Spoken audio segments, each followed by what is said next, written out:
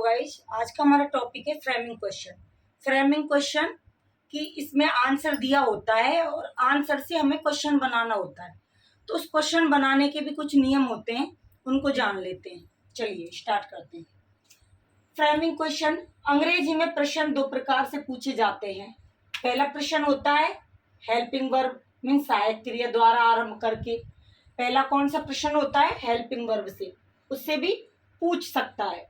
Second है WH word. WH word तो WH word दे के भी वो मतलब बनवा सकता है। तो जैसे who, whose, whom, what, which, how, why, when, where, how long, how much, how many, इस तरह से वो देकर भी बनवा सकता है। मतलब ये दो टाइप के फ्रेमिंग क्वेश्चन बनते हैं। आदि द्वारा आरंभ करके हम इनको क्वेश्चनों को बना सकते हैं। नेक्स्ट है हेल्पिंग वर्ब से बनने वाले प्रश्न। WH वर्ब सहायक क्रिया से प्रारंभ होने वाले प्रश्न बनाने का। तो इसके रूल्स हैं। फर्स्ट रूल है यदि उत्तर यस या नो से प्रारंभ हो रहा हो तो प्रश्न हेल्पिंग वर्ब से ही आरंभ होगा।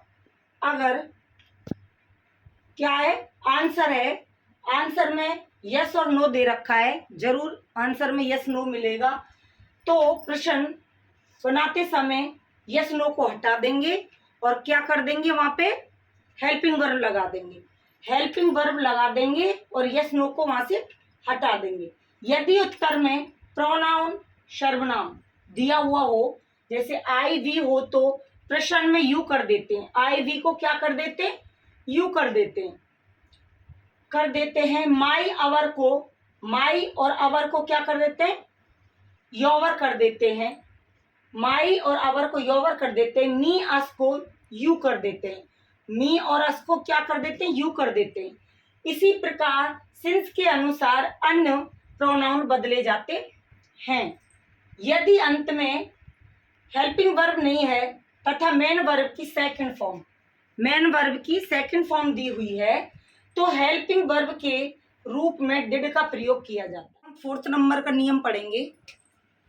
यदि उत्तर में हेल्पिंग वर्ब नहीं है तथा मेन वर्ब की फर्स्ट फॉर्म है, तो हेल्पिंग वर्ब के रूप में डू तथा मेन वर्ब की फर्स्ट फॉर्म के अंत में एस लगा देते हैं। क्या कर देते हैं? हेल्पिंग वर्ब के रूप में डू लगा देते हैं और मेन वर्ब की फर्स्ट फॉर्म के अंत में एस या ईएस लगा देते हैं, हो जाता है।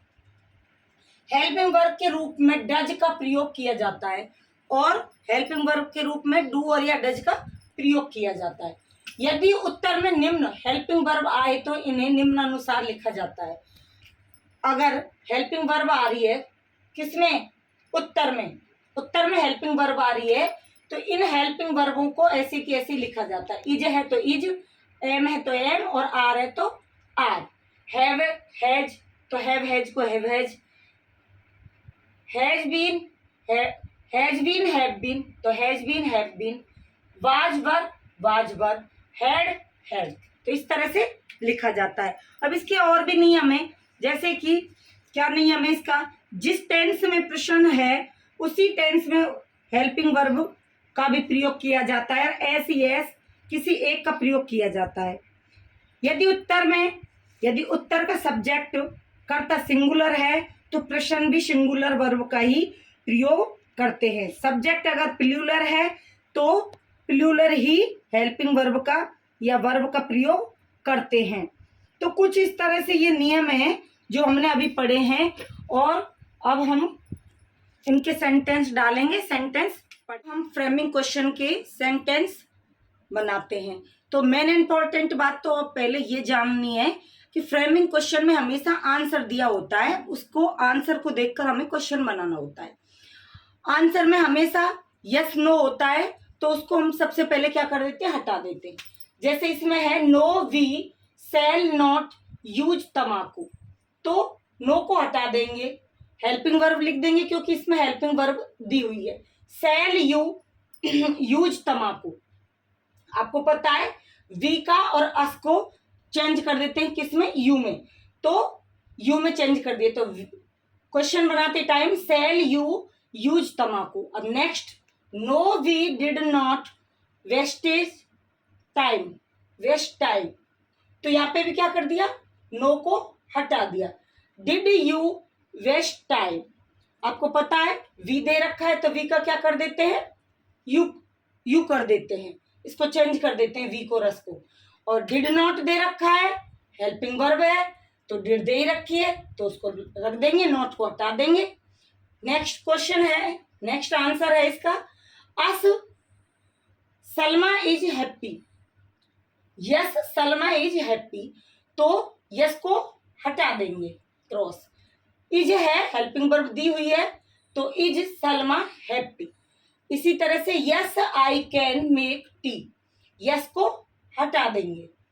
अगर आंसर में यस नो दिया हुआ है तो उसको हटा देंगे, क्या लिखेंगे, कैन यू मेक टी,